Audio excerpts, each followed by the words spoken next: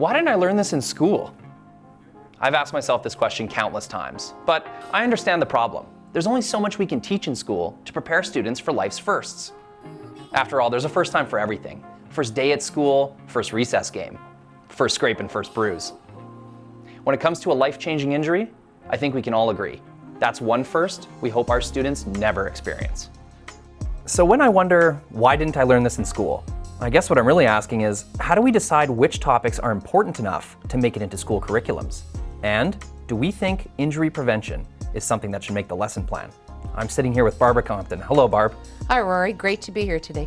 Barb, tell us about yourself, your history of work in education, and your work with the council. Well, I've completed 36 years of experience in public education. I have the experience of being a teacher, a vice principal, a principal, and also a superintendent. And now I'm working with the Saskatchewan Safety Council as the coordinator for the community safety and education strategy. The focus that we have right now is working with the ministry and taking a look at the quality of learning and education that's happening in curriculum development. What was your connection to injury prevention and safety as you started your career in education? And witnessing a number of injuries that did occur, whether it was on the playground with students or whether it was teaching staff in the hallway, with TVs that weren't secured on portable trolleys, that type of thing. I really felt that there's got to be more to this, and in a sense I was a bit disappointed that I didn't receive the training at the university level, prior to entering into the public education system around how to mitigate risk. For me, it was learning how to mitigate risk and also teaching young people how to mitigate risk. Situational awareness, what's around me, what should I be careful of? Are the cords taped down in my classroom? Those types of things. So it really brought me to a point where I needed to go search for some of that information. So we had a lot of discussion at principals meetings and asked a lot of questions around occupational health and safety and asked for training so that we felt that we were prepared as young educators. So that was an important piece for me. You weren't finding it yourself, so you figured I have to investigate this. I kind of have to push, if I'm going to learn this, I have to push for it myself? We did. And we also, from a school division perspective, realized, we had a role to play to educate young teachers entering into the system and making sure that they had the proper training on the job. So bringing them in for orientation prior to school starting was a very important and a new thing that was introduced.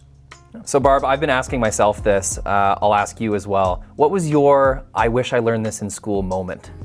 I think for me, looking back, it was taking on my first job and not really knowing what my roles and responsibilities were, or that I even had roles and responsibilities. As well as not really knowing that it's really important to, before you start that first day of work, making sure that you have proper training around safety. Yeah, I think a lot of people share that. I'll ask you as well, I've asked a few people this question, I love hearing the answers. What was your first job growing up, even as a teenager, your first paid job? My first paid job was in the service industry, working at the local rink in the concession. And I still remember looking back, changing the hot oil in the deep fryer, not having a clue how to turn the fryer off or even where to put the oil. And I can tell you a funny story around that is hot oil in a plastic pail does not work well. So I guess you learned that once and you learned it forever, but did you receive any safety training at that job?